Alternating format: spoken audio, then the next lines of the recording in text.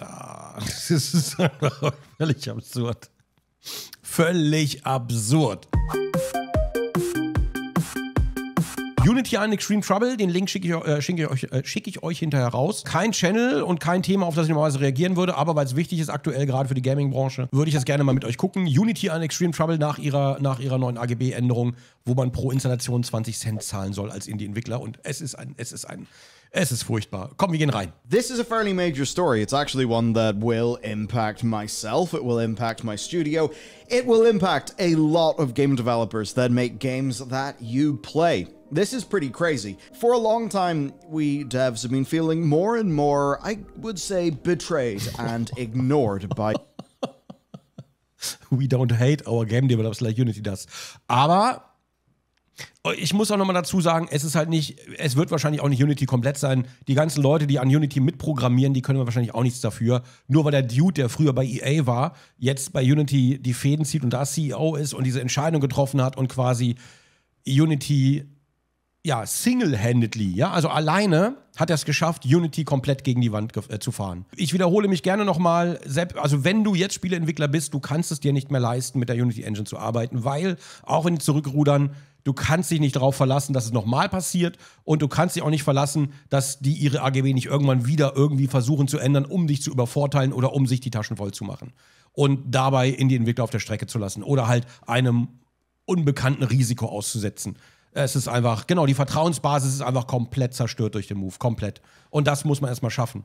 Also Respekt dafür. Schwierig. By the engine maker Unity. In a world where you look at Unreal Engine and see the march of progress, while Unity's technical people do great things, we do see them off chasing other industries and making business moves that are particularly worrisome. In fact, almost a year to the day, I launched a video in this channel about another wave of developers essentially having a bit of a rebellion. Today, though, it's an even more crazy situation. And I want to start setting the tone today with a quote from former Electronic Arts executive John Riccitiello, who is currently the CEO of Unity. Das ist das, was ich euch erzählt habe mit dem, ne, mit $1 nachladen. Wenn du 8 Stunden bei Battlefield drin bist, dann scheiß drauf, dann wirst du auch für $1 nachladen gefälligst. Also nicht gefälligst, aber ist dir einfach egal, weil du hast andere Probleme. Dann lädst du auch schön für $1 nach. Arts executive John Riccitiello, who is currently the CEO of Unity. He explained the strategy by saying this: you're 6 hours into Battlefield, you run out of money, we now charge you $1 to reload, and you're far enough in that that's going to be something that you feel okay about. So he actually did use an analogy of a paid microtransaction reload. Of course, that never came to pass, but the point is, that's the kind of analogy he used. That's the sort of thinking that is going on. Recently, he said this: if you're a 7-figure developer, you can afford $75 a month. True, but if you're not, you can just get started or choose for an artistic reason to give your games away for free. Or if you're a hobbyist screwing around or a student, this is free. You get the full power of Unity 5 for free. There's no royalties, no fucking around. It's simple. Ja, das ist ja nicht so gut gealtert. That's really what we're announcing.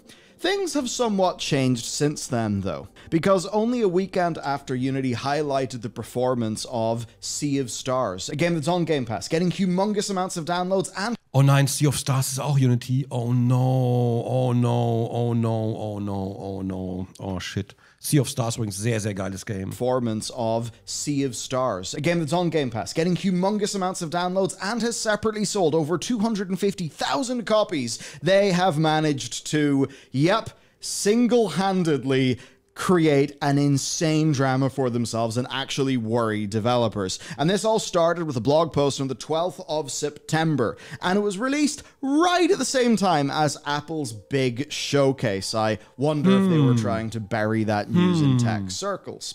The title is Unity Plan Pricing and Packaging Updates. Pretty, you know, simple name for something that's going to generate a lot of rage, because this is a update to Unity's licensing plans, designed, of course, to get more money out of users. Now, in this, there are some more minor elements. As an example, they are removing the Unity Plus service tier, which was a smaller scale one used by smaller indie developers and perhaps, you know, some solo devs, right? It's replaced by the much more expensive Unity Pro. And while that may have a bit of a sting for some, where things get a lot more spicy is this.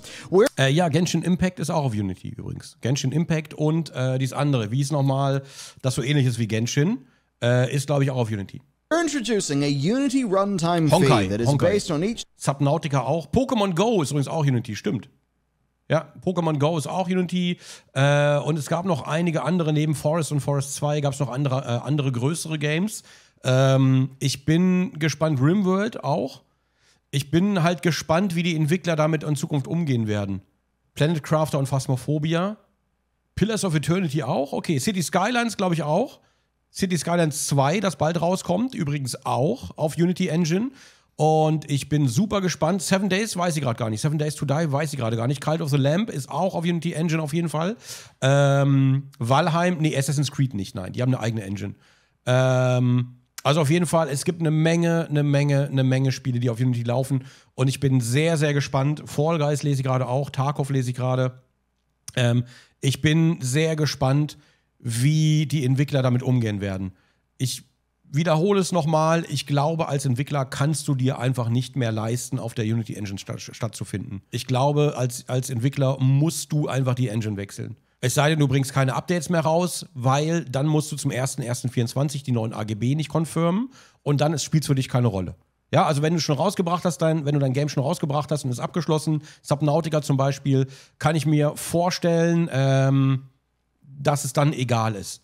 Aber alle neuen Games, die Subnautica-Macher machen, die jetzt in Zukunft machen, die dürften nicht mehr auf Unity stattfinden. Each time a qualifying game is downloaded by an end user.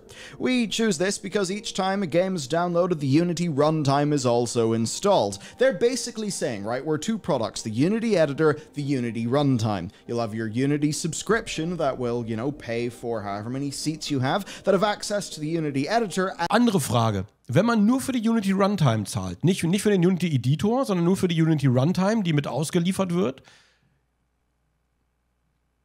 dann müsste es quasi eine Open-Source-Lösung geben, um die zu emulieren. Das würde den komplett den Wind aus den Segeln nehmen.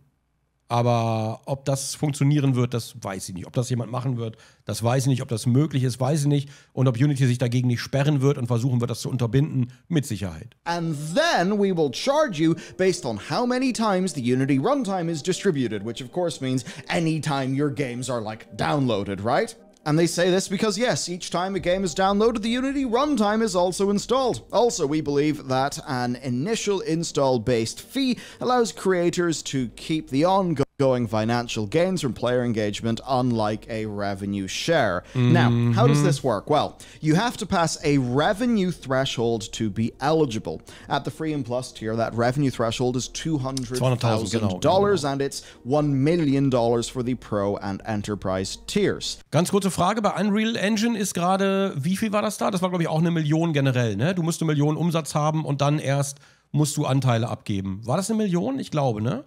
Weiß das gerade jemand? 1 Million. Okay, 1 Million. 5% abgeben ab 1 Million. 5% von allen Einnahmen.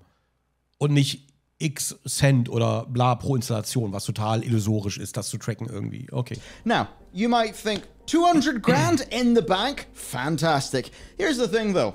What if your game costs 250 grand to make, right? And maybe you got a publisher. That would mean that you will have, say, sold 200 grand worth of copies. You will have not made back, you won't have made back money. And the bill for this sort of thing will come due, right? This will come due in a pretty damn bad time for you. Because you've now got to work out, okay, how is my studio being funded? I'm not seeing revenue from the game that, we released that just came out. And it's very rare. Let's say a game's budget is $250,000. It's pretty damn rare that a game is able to cover its production budget in a month or two, right? So this may seem kind of like not that big, but that's actually a really bad time to have the bill. Also, interesting, is this charged to the developer? What about the publisher? Because it's rev share everywhere, but then the developer doesn't pay based on rev share. The developer gets to pay on a per install basis, which Oh boy, there's more. There's wrinkles to that. Now, then you have to pass an installation threshold on a lifetime scale to be eligible, which is 200,000 at the free and plus tier and 1 million at the pro and enterprise tier. Then fees are structured to basically allow for some allowances of scale. 20 cents per install at the free and plus tier, and then that scales from 15. Aber da sind die wohl, ich glaube, da sind die inzwischen wieder zurückgerudert oder so, ne? Oder die wollten halt irgendwie klarstellen, dass beim Game Pass angeblich Microsoft das tragen soll zum Beispiel, weil wenn du als Entwickler im Game Pass bist, dann kann sich jeder dann Shit installieren und dann soll Microsoft das zahlen, aber wie gesagt, ich glaube eher Microsoft würde alle Unity Games rausschmeißen, bevor die sich darauf einlassen. Oder die werden ihnen einfach den Mittelfinger zeigen und sagen, probier's doch. Ja. Also eins von beidem. Cents to 2 cents per install for each more than 1 million installs per month at the Pro and Enterprise level, with a special caveat that if your game is installed in an emerging market, there will be a significantly lower flat rate. That's of course because a lot of mobile games are big in low revenue per user regions, at least say on a US dollar basis. And then you can get some credits for the fee if you integrate more of Unity's technologies beyond the editor, like, say, their gaming services or their mobile ad support. Man kriegt Credits for the fee, also man kriegt eine Gutschrift, wenn man mehr von Unity Tech einbaut, wie zum Beispiel Mobile Ad Support. Also geht es Unity gefühlt primär um Mobile Apps? Geht es denn mehr um Apps, die Free-to-Play installiert werden und da dann halt, ihr kennt das ja, ne, kann Ingame-Käufe beinhalten und du hast Free-to-Play erstmal und dann hast du halt überall diese Werbung, pipapo, und die bieten sich dann quasi an, guck mal hier, ihr könnt unsere Werbung einbinden und von der kriegt Unity aber auch einen Share, 100 Pro, die bieten die ja nicht einfach so an, weil sie Jesus sind, sondern die wollen natürlich den Share von der Werbung, die eingebaut wird, und dafür kriegst du dann so ein paar lame Credits damit kriegst du mal ein bisschen was erstattet. Holy shit. Unity ist derzeit einer der größten Mobile Engines. Ja, das weiß ich. Deswegen frage ich mich gerade, ob die überhaupt gar nicht an PC-Gaming gedacht haben. Oder halt generell an anderes Gaming, sondern nur um Mobile Gaming. 100% erstattet, hier steht, you can get some credits for the fee. You can get some credits for the fee. Das heißt, es ist nicht mal detailliert erklärt, wie viel man kriegt, sondern es steht nur, du kriegst ein bisschen was zurück. Mehr steht da. Da steht nicht mal wie viel, da steht kein Anteil, da steht nichts. Es ist alles offen gelassen, man weiß es nicht genau. Ah, yeah, you can see how this is kind of working now. So, companies want money, licensing fees, those are not a particularly new thing. Now, Epic Games, right? The creators of Unreal Engine, their toolset is free. But the understanding is that if you make a big old box game with it, then you have the first million be royalty free, and anything past that, they take 5%. And of course, because that's based on revenue and it's going up to a fairly high number there, I think the idea. Unity hat Iron Source, ein Ad-Netzwerk, gekauft und es war Stand Januar 23 schrecklich. Die Integration ist verwirrender als sonst was. Die frühere Unity Ads SDK war viel entspannter zu implementieren. Okay, die haben explizit Entwickler angeschrieben, dass sie teilweise 100% von den neuen Gebühren sparen können, wenn die von Konkurrenzservices zu Unity wechseln. Also wahrscheinlich zu Iron Source dann. Die wollen einfach Werbeeinnahmen haben. Die wollen mitcashen bei Mobile Games. Ich glaube, darum geht's wahrscheinlich primär. Is, hey, you make money, we make money. Everyone's happy enough. Now, this install. Ganz kurz, weil er gerade von Epic geredet hat und Unreal. Wenn Epic, laut GameStar soll die Gebühren nur bei der Erstinstallation zählen. Ja, die sind zurückgerudert und haben gesagt, nur bei Erstinstallation, aber es gibt noch Fragen. Erstinstallation pro Gerät, und wie wird das getrackt? Wie genau wird das getrackt, ob es eine Erstinstallation ist? Und trotzdem kann ich doch einfach, das wird ja wahrscheinlich auf irgendeinem Port, wird das reported oder so, ne? Das geht ja wahrscheinlich irgendwo raus. Und 100 Pro gibt es trotzdem noch Leute, die einfach das unterdrücken und das immer wieder neu installieren. Einfach nur, um zu bomben. Einfach nur, weil sie es können. Ihr wisst, dass es so passiert. Ihr wisst, wie Leute sind. Review-Bombing und so weiter. Das wird natürlich genauso passieren. Und das wird niemals ordentlich getrackt. Never ever. Die sagen, die haben einen Algorithmus, der das abschätzt. Ja, so einen Algorithmus hätte ich auch gerne. dass man das mit dem Algorithmus machen will. Oh, Alter. Das ist dann aber wirklich Quelle, trust me, Bro. Das ist dann wirklich, ja, vertrau mir, wir haben das abgeschätzt, klar. Ich glaube, den Algorithmus hat das Finanzamt auch. Den kennen wir alle. Das, ja, weiß ich nicht. Was Epic jetzt machen könnte, was total schlau wäre, ich weiß nicht, ob das geht überhaupt, aber was Epic machen könnte, ist, die könnten jetzt ganz schnell versuchen, einen Importer für Unity-Projekte zu programmieren. Damit du dein Unity-Projekt bei der Unreal Engine importieren kannst. Das wäre super interessant. Wenn die das machen würden, das wäre, ich weiß nicht wie, ich weiß nicht, ob das möglich ist, ich habe keine Ahnung. Genau, das muss richtig schnell gehen, aber das wäre super smart. Das wäre. Ich glaube auch nicht, dass es so einfach geht, weil dann müsste Unreal wahrscheinlich C# und C++ unterstützen. Ich glaube nicht, dass es so funktioniert. Ich habe keine Ahnung. Ja, die müssten nur mal C#-Support bringen, also Unreal, dann hätten sie komplett gewonnen gegen Unity. Wie gesagt, ich weiß nicht, ob es möglich ist. Ich weiß nicht, wie komplex das sein muss. Ich kenne mich da zu wenig aus. Aber wenn sie das schaffen könnten, ja, dann RIP Unity. Hey, you make money, we make money. Everyone's happy enough. Now, this install threshold is also a bit of a new question, at which point developers and the general audience then really found it become rapidly clear that this is one of the more poorly thought out deals for game developers that really many of us have seen in a very, very, very long time. And they put out a Q&A. The Q&A is quite bizarre. So, the Unity runtime fee does not apply to our film, gambling, or education subscription plans at this time. So does not apply to our film, gambling or education subscription plans? Also wenn jemand Gambling-Apps hat auf dem Mobile, dann ist okay, dann muss der nichts zahlen. So if you're an industrial plan or gambling, you don't have to worry. It's just game and app developers. Gambling ist also kein Game. Okay. Are invoiced monthly based on the installs in a given month, and the installations are just defined as installation and initialization of a project on an end device.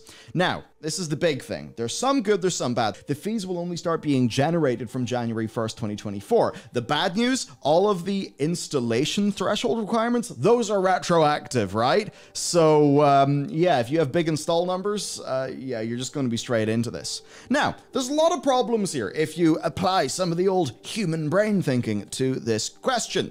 So, the more people who install your game, especially on the perhaps razor-thin margins that you'd planned before any of this became apparent, the more money you then have to pay Unity. And man soll nicht rückwirkend zahlen. Du zahlst erst ab Januar 24, aber rückwirkend werden alle Installationen gezählt, die es bis dahin schon gab. Wenn ich das richtig verstanden habe. Also du, zum Beispiel Genshin Impact zum Beispiel, musst direkt für jede Installation, die dann ab da an passiert, müssen die direkt latzen. Installation of a game can then actually actively harm a developer, which is fairly crazy. I did enjoy, of course, Chris Wilfart, funny Twitter account, many good funny things. Pirate game, delete it, download it again. Keep on doing it. Company loses $600. Fantastic. So, let's talk about the problem. Das auch noch, raubkopierte Spiele oder schwarzkopierte Spiele, wie auch immer man das nennen möchte. Du lädst dir ein Spiel runter, installierst es, der Entwickler kriegt kein Geld, aber trotzdem muss er zahlen. Oder Keys, die bei G2A oder G2A oder wo auch immer gekauft werden, auf irgendwelchen Keyseller-Plattformen. Du kaufst dir dann einen Key für super low, weil die irgendwie nach russischen Raten bezahlt haben oder sonst irgendwas, keine Ahnung. Bam. Und trotzdem müssen die 20 Cent zahlen. Und das auch noch länderunabhängig. Es ist komplett wild. Es ist einfach komplett wild. Uff. That developers and community members have highlighted. Da haben die Möglichkeit, das zu erkennen, wenn es eine Pirate-Version ist. Nein, haben sie nicht. Wenn es eine gute Möglichkeit gäbe, meinst du, es gibt noch Kopierschütze? Also meinst du, es gibt noch Kopierschutz? Oder irgendwelche Sachen, die vorgeklemmt sind? Die gäbe es dann gar nicht. Die wären nicht nötig. Nein, die haben keine Möglichkeit. Die sagen das nur. Das gibt es aber nicht.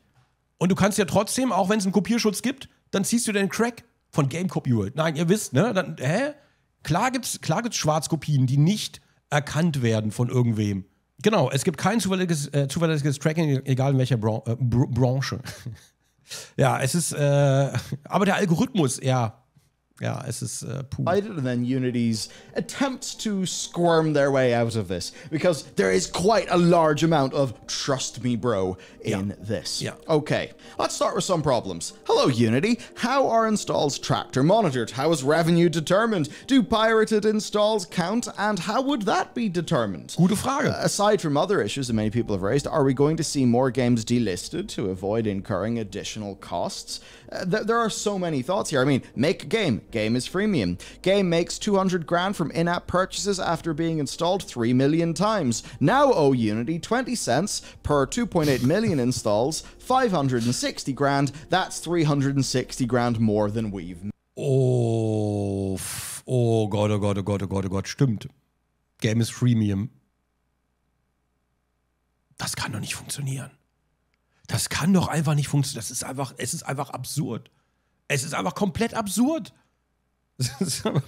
Du kannst es dir nicht leisten, Unity Engine zu benutzen. Und wenn du Unity Engine benutzt, dann musst du Angst haben, dass Leute dein Spiel runterladen.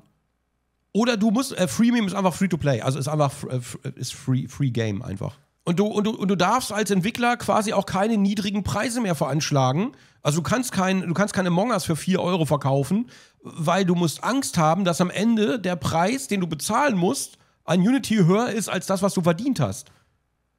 Und da geht's ja nur, du hast ja am Anfang auch Ausgaben, die musst du erstmal wieder reinkriegen. Ja, du kannst da so und so viele verkaufen, für 4 Euro musst du sehr viele Spiele verkaufen, um dann auch erstmal deine Ausgaben wieder reinzukriegen, um die Gehälter zu bezahlen, um vielleicht die Firma abzusichern für, ich sag mal, 6 Monate Puffer zu haben oder sonst irgendwas. Super schwierig. Wie war das, wenn du ein komplett kostenloses Game machst? Ja, es scheint nicht zu funktionieren. Ist dann wohl verboten, was schwierig ist und gerade auch bei den Mobile Games.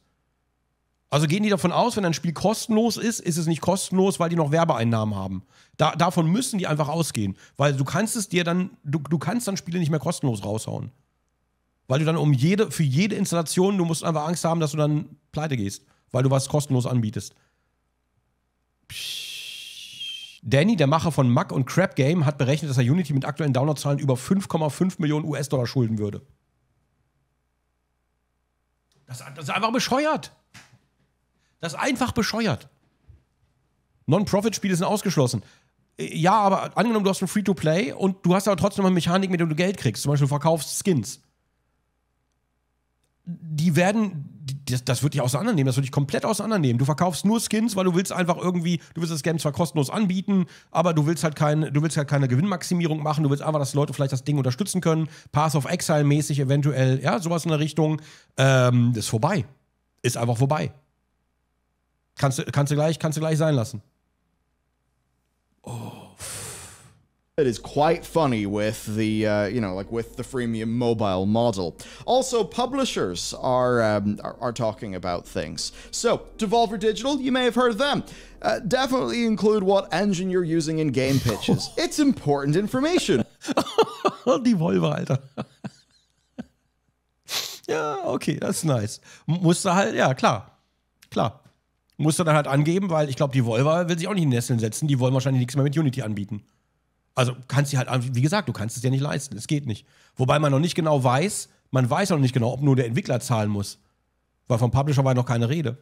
What a well-timed post from them. Because you've got to remember with all this stuff, you sell your game. Valve takes 30%. Then that's split between you and your publisher. Then you are charged the money. Like, that is...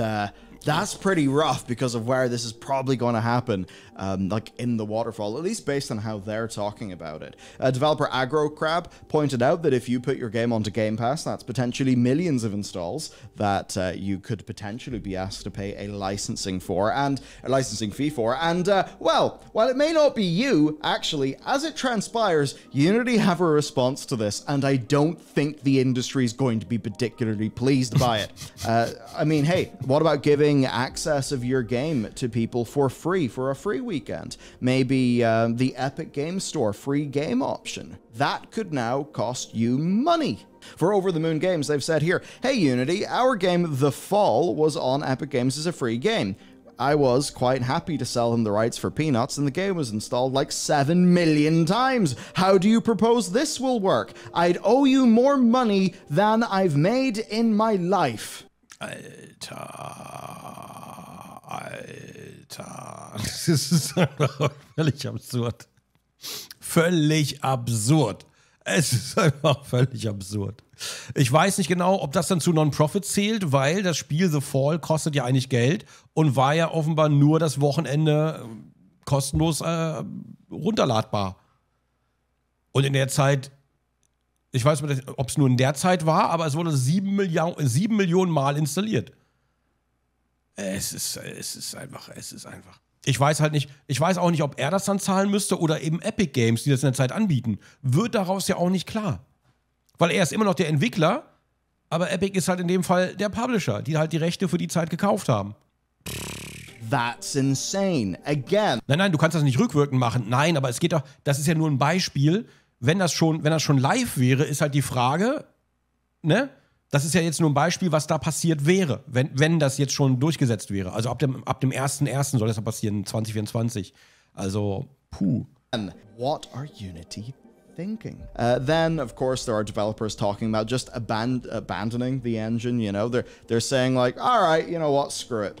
Here's one from Aaron. We've used Unity 11 years now at Flipfly, and I've been teaching kids how to make games with it at a non-profit for 3 years. After today's egregious announcement, I'm actively planning to move us all to an engine with less hostile practices. Because yes, be it Unreal Engine, be it Godot, there are other engines out there and people are potentially quite interested in moving now. I would bet a decent amount of money if I could port everything in CUD. I think that's Caves of CUD, which there's a really good Mandalore gaming video on. Either that or Seth, I forget. But anyway, the only thing we'd lose is mobile and console, which is big enough to stick around, but it probably won't be a blocker forever. Cult of Lamb! Buy Cult of Lamb now, because we're delisting it January 1st. That's certainly fun.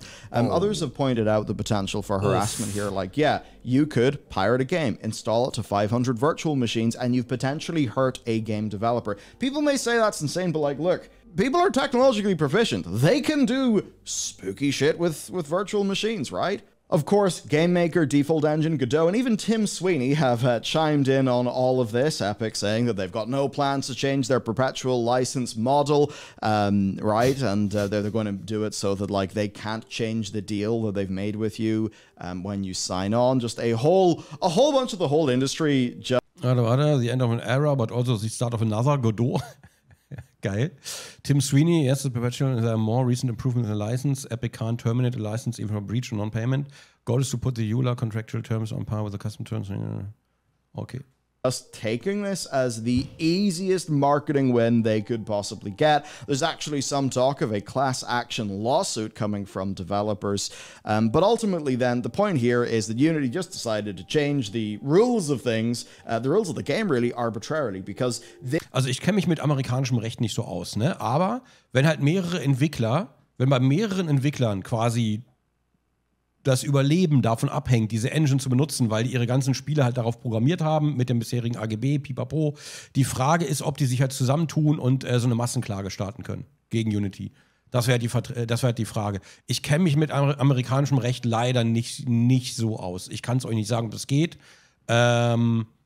Ich weiß es nicht. Ich kann's mir vorstellen, dass das vielleicht geht ja nicht nur um US-Recht, du kannst ja auch in Europa klagen. Also ich kann mir vorstellen, dass die eventuell Probleme kriegen werden. Als ein Dev in der EU muss sich Unity leider auch in EU-Recht halten. Also die werden wahrscheinlich Probleme kriegen. Gehe ich mal ganz stark von aus. Ich glaube, das wird denen noch ein bisschen um die Ohren fliegen. Class Action Lawsuit. Ja, ich weiß nur nicht, ob das möglich ist. Das ist ja die Frage. Das habe ich mir gerade gefragt.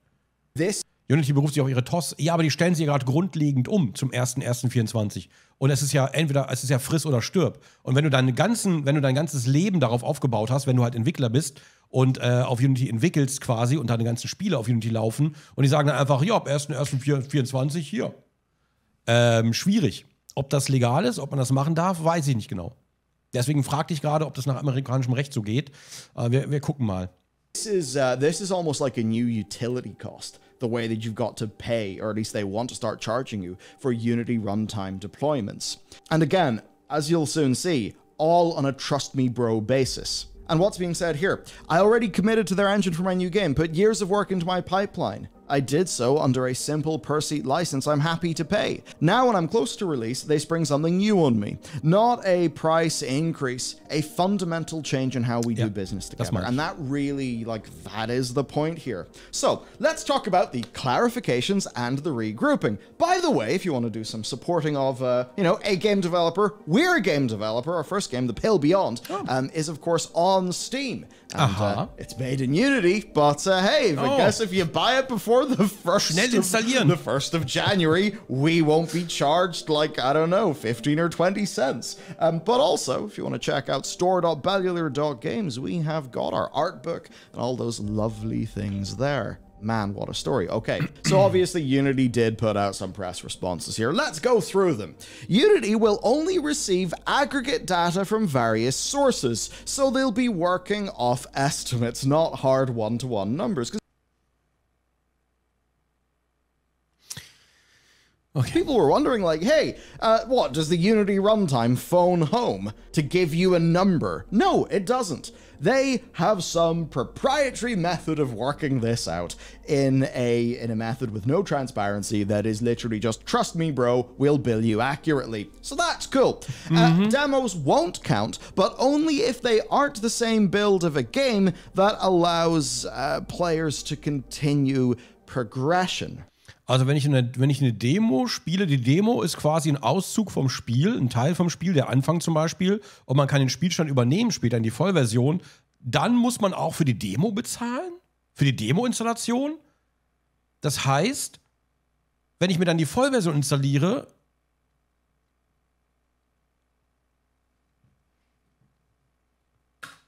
so for actually quite a few demos, that's really quite bad. Early access games, they will count. As to fraudulent stuff, right? So somebody spinning up the game on a bunch of virtual machines. I don't even know how they catch that. But again, trust me, bro. They say that they have fraud detection stuff that they built for their own platform. They can handle it. Ja, die haben den heiligen Gral gefunden, die wissen, wie man das trackt. Kein anderer weiß es, aber jetzt auf einmal, wo die alles ändern, da haben die rausgefunden, wie genau man rausfindet, ob irgendwas eventuell eine Schwarzkopie ist oder ob das jetzt auf virtuellen Maschinen installiert, das wissen die schon, ja. And they'll have a way for developers to submit their concerns. Again, presumably after the developer has been charged. And if a developer is just charged, let's just say 30 grand, 40 grand. That's going to be very bad for their cash flow, right? Especially if it's soon after a game is launched and the money hasn't came in yet. You're just going to fire a torpedo at a developer right when they actually need that cash flow. Again, this is absolutely crazy. They also did confirm that they will be applying the threshold to the lifetime installs of the game. And also, web and streaming games built with Unity also do count because everything that runs the game is counted in some way. Web- and Streaming-Games built with Unity also count. Also wenn du ein Spiel, und das gibt es ja inzwischen öfter, wenn du ein Spiel quasi als Webversion auch raushaust, ja, und das kannst du ja machen, gleiches Spiel als Webversion, dann würde nicht aber dann ist es doch installiert. Dann würde quasi jeder Spielaufruf, genau, RIP-itch.io, ja, jeder Spielaufruf würde dann Geld kosten. Jeder Spielaufruf, theoretisch, und ich weiß nicht, ob wir das tracken können, selbst wenn Bots die Seite spidern, und ich meine nicht Googlebot oder bla bla bla, irgendwelche Sachen, die du halt schon kennst, sondern es gibt Tausende von Spidern da draußen, die einfach die Seiten durchscannen und Content suchen, was auch immer suchen. Holy shit. Richtige Shitshow einfach. Das ist eine richtige Shitshow. Und bei jedem Seitenaufruf, selbst wenn du auf itch.io unterwegs bist und du willst dir nur mal Spiele kurz angucken, du startest mal kurz und dann, ja, ist doch nichts für mich. Zack, bezahlt. Oh, Junge. Now, Steve Totillo of Axios then went and got a bit more info, and there was a second round of updates from that QA about reinstalls after a sort of regrouping within Unity. Apparently, if the same game is reinstalled on the same device, it won't count, and somehow Unity can tell that. Again, very suspicious.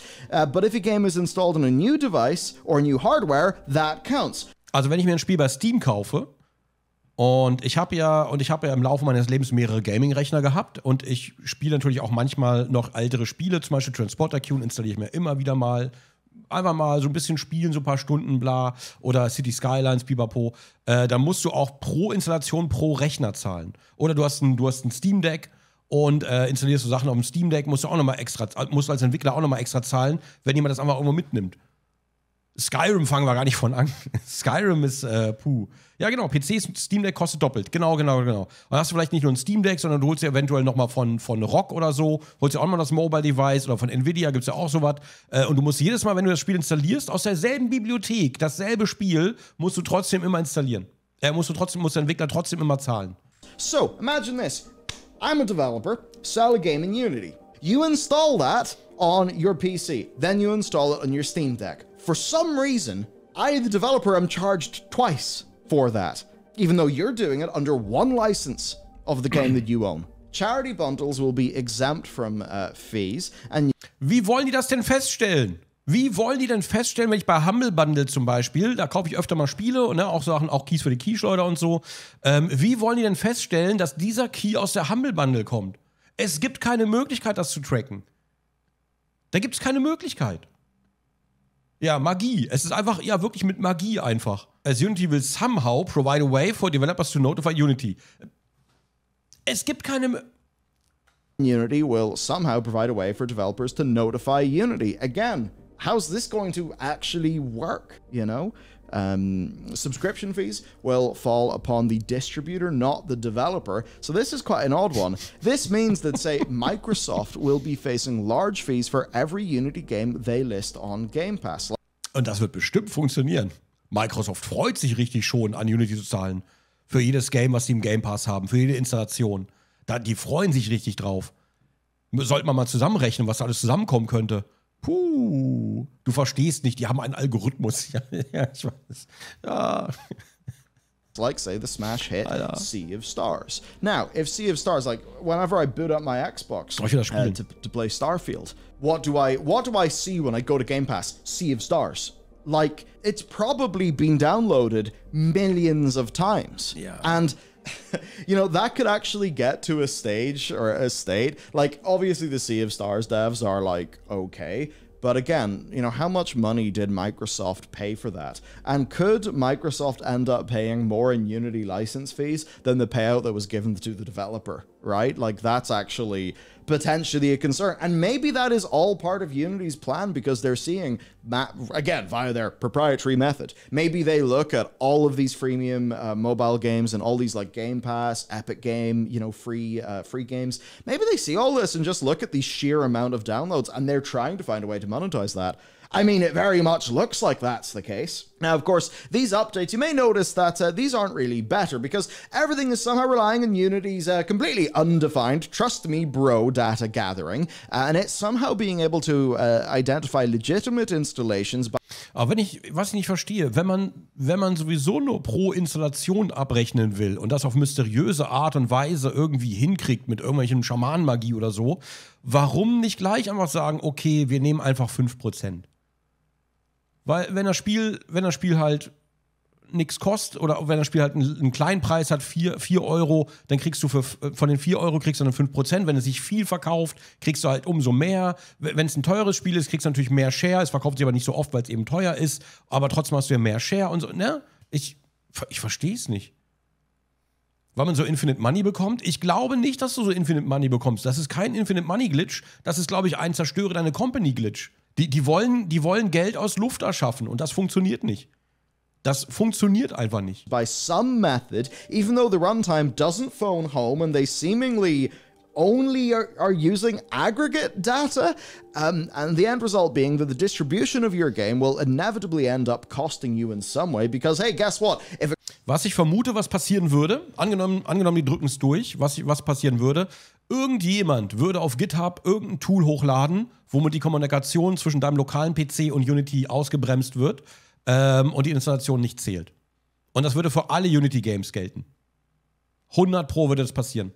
100 Pro. Ist das Erste, was kommt. Und ich kann dir gar nicht sagen, gut, ich wäre natürlich erstmal skeptisch, ja, aber ich kann dir gar nicht sagen, wie schnell ich mir auch sowas installieren würde. If it costs your publisher, that's going to change the deal for you as a developer. Especially because any money that something, will cost to your publisher, it's not like you pay, in your recoup, you pay it back 1-to-1. Publisher money costs money. Als Entwickler würde ich das direkt sofort mit ausliefern. Ja, ich weiß nicht genau, ob die dich lassen. Das weiß ich nicht genau. Es gibt so ein Tool, nennt sich Pi-hole, man muss nur die Server wissen. So this is going to, the idea, it's kind of funny. If a publisher is on the hook for, let's just say. Wie ist das Tool? Pi-hole? P-I-hole? Pi-hole, also Pi-hole. Pi-hole heißt das Tool. Ich wiederhole das einmal, Pi-hole. Es heißt also Pi-hole, ja? Das Tool. Also Pi-hole, Pi-hole. Okay, Pi-hole. Okay. Ist ein Raspberry. Achso, DNS-Filter fürs Netzwerk. Ah, ja, okay. Gab es nicht bei Windows auch eine Datei, in die man Sachen reinschreiben konnte? Also du konntest, glaube ich, IPs reinschreiben, direkt, die halt geblockt werden? Gab es da nicht was? Die Host-Datei. Ja, genau. Hosts. Genau. Ich glaube, da kann man auch IPs blocken. Da musst du, glaube ich, nur die IPs wissen, falls es mal irgendwann rauskommt. Ich bin sicher und so, ne? Okay, Hosts war das. Okay. Gut zu wissen. $100,000 of fees from something like this. The developer, in some publishing deals, that could cost the developer more than $100,000 because of how the recoups work. So again, a lot of publishing deals would probably need to be changed to account for something like this as a new cost in the balance sheet. And then they're also throwing publishers and distribution partners under the bus. And that means that taking deals with developers can, just become less lucrative, right? It's quite crazy. I'm glad. DNS-Namen, nicht IPs. Ah, das war das. Okay. Ja, ihr habt recht. Host, auch nicht host.txt, sondern nur Host war das, glaube ich. Ne? Ist lange her, dass ich das benutzt habe. Ist ewig her. Ich weiß gar nicht warum. Ich glaube, damals wollte ich die DNS-Server wechseln, von der Telekom weg. Ja, okay.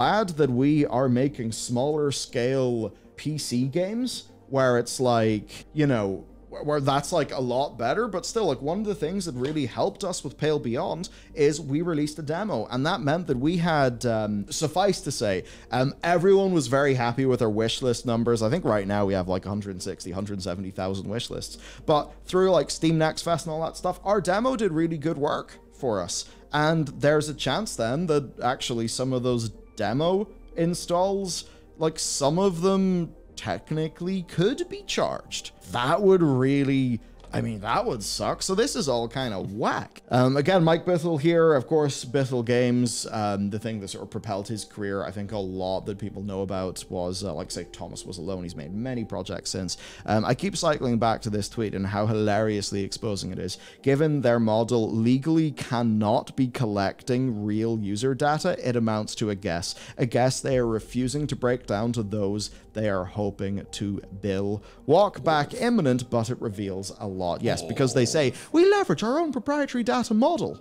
And, it's got to comply with GDPR and all that too. And you may think... So you can appreciate that we won't go into a lot of detail. Also seid froh, dass wir euch keine Details nennen, wie wir zählen, ja? Seid da einfach froh drum, aber wir machen das schon. Hey, knickknack. Wir sind auch vertrauenswürdig, sieht man doch. Surely everyone in Unity knew this was happening. Well, yeah, and they were all ignored. Heard from inside Unity, the blog post was reviewed for weeks, and internal concerns about poor/confusing messaging, Game Pass, etc. were all ignored. It's resignation time for some folks. Hopefully we see a walkback, I fear, for Unity. Nee. Also wie gesagt, auch wenn die jetzt komplett zurückrudern, das Vertrauen ist halt einfach komplett weg.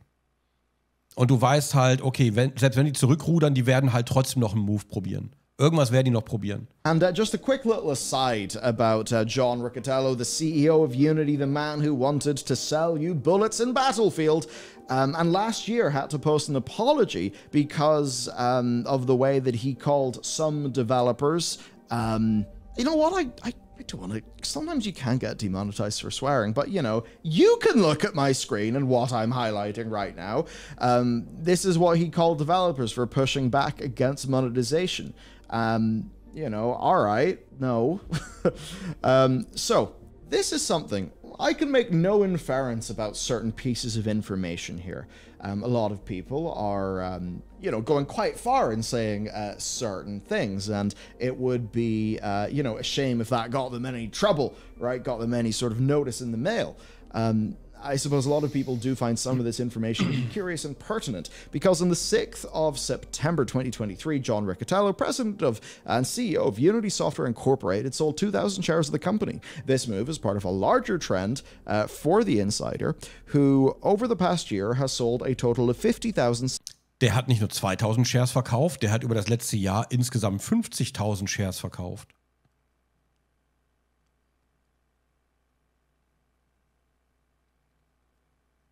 Oh. Ja, das ist eigentlich Insiderhandel. Eigentlich. Die 2K war nur die Woche. Ja, dann, das ist aber... Oh. 610 shares and purchased none. Of course, please consider this above information about this announcement being planned long in advance, and then think about, of course, John Riccitiello's sale of shares. Yeah. I make no inference about these two pieces of information. Obviously, though, you're now aware of these bits of information. Think about them what you will. Now, this all appears to be some form of top-down push from the C-suite, with a specific focus on the kinds of games Unity thinks can make them the most money. It's the core thing, and look, you guys probably feel it as gamers. It's like, if you're not the whale, the developers don't care. You look at D4 and you're like, look at all that cool armor. I would maybe play the game to get that armor. Oh no, it costs $30. They're not making it for me, they're making it for the whale. Well, Unity makes it feel like that to us now. Right? And the fact that this does not apply to gambling, and that's an interesting, oh man, it's an interesting thing with gambling. Anyway, it doesn't apply to that. The fact that there are credits if you implement their proprietary advertisement technology, it just says absolutely everything. Look, I fully expect a walk back here. It's either they walk back and they wholesale cut it, or they walk back to a watered down version of it, in which case they'll have made progress. And it could just be the out-of-touch CEOs doing the usual thing, saying it's only a vocal minority, it's only the Twitter users. Real developers won't care. Real developers are too bought into our system. And that actually is partially true. Yeah, you've built your whole pipeline around using Unity. Every month costs you tens of thousands in cash flow, right? To pay for your team. And you want to spend 4, 5, 6 months of, stalling some progress to redo all your stuff on Unreal Engine? That's probably going to be more expensive than these fees from Unity. Nein, das glaube ich nicht. Bei den großen Games wird es wahrscheinlich günstiger sein, als die Fees zu bezahlen. Also ich gehe mal bei Forest 2, also die Hauptverkäufe sind wahrscheinlich schon passiert, nehme ich an. Ja, also da weiß ich es nicht, aber wenn ich jetzt zum Beispiel City Skylines 2, wenn ich daran denke zum Beispiel, wo die Hauptverkäufe noch anstehen, dann muss man sich ausrechnen, was ist günstiger. Lieber noch ein paar Monate investieren und die Engine wechseln oder eventuell doch die Fees zu bezahlen. Schnark ist wieder da. Die Großen dürften aber eigene Verträge haben. Das weißt du nicht, das weiß ich nicht. Das sind momentan halt die AGB, die sie allgemein raushauen. Ja. Paar Monate werden reichen, ja. So you can see, they truly do have a captive audience. So, that is the situation. CS2 hat getweetet, dass sie bei der aktuellen Engine bleiben wollen. Oh, bin ich gespannt. Also vielleicht haben die auch eigene Verträge, das kann durchaus sein. Oder vielleicht in dem Fall ist es zu aufwendig, also bei City Skylines 2 könnte ich es mir sogar vorstellen, zu aufwendig die Engine zu wechseln. Aber dann vielleicht das nächste Game nicht mehr auf Unity zu machen. Aber das werden die Entwickler natürlich für sich entscheiden müssen. Aber wie genau? Puh. There, of course, if you want to get something that is the making of the Pale Beyond, because this is a book, it doesn't have an activation fee. Isn't that insane? Store.bellular.games. Bloody hell, screw the C-suite of Unity, absolutely. My God, the poor people of that company have had to put up being led by these donkeys. It is rough. Right, that's it from me. You can check out yesterday's video, and I will see you again on this channel tomorrow. Puh. Also, Unity ist inzwischen zurückgerudert. Ich weiß, aktuell, ich bin nicht auf dem Stand der Dinge. Ich glaube, seit gestern oder vorgestern, ich weiß nicht genau. Ja, ich bin ja erst seit gestern wieder hier und heute war ich im Baumarkt. Ich müsste mich dann nochmal aktuell reinlesen. Die sind zurückgerudert, aber halt natürlich nicht zu 100%, sondern nur zum Teil. Und wie gesagt, die Frage ist halt, wie die einzelnen Entwickler damit umgehen. Ich kann mir aber vorstellen, wie gesagt, dass sich viele Leute nicht mehr. Ach so, nun sollen die 20 US-Cent nur einmal pro Gerät fällig werden. Das ist das Zurückrudern. Kann halt nicht getrackt werden, ne? Es ist halt illusorisch. Es kann nicht getrackt werden. Die Frage ist halt, können sich vor allen Dingen Indie-Entwickler leisten, überhaupt noch auf Unity zu entwickeln? In Zukunft. Das ist die große Frage. Aber, naja. Ja, Vertrauen ist weg und die Frage ist, wann kommt die nächste tolle Idee vom CEO? Muss man jetzt immer gucken, wann er Aktien verkauft, um zu wissen, dass die schon wieder einen Shit-Move planen? Weiß ich nicht. Ja, generell würde ich empfehlen, Finger weg von Unity. Hätte ich nicht gedacht, dass ich mal sagen werde, aber Finger weg von Unity.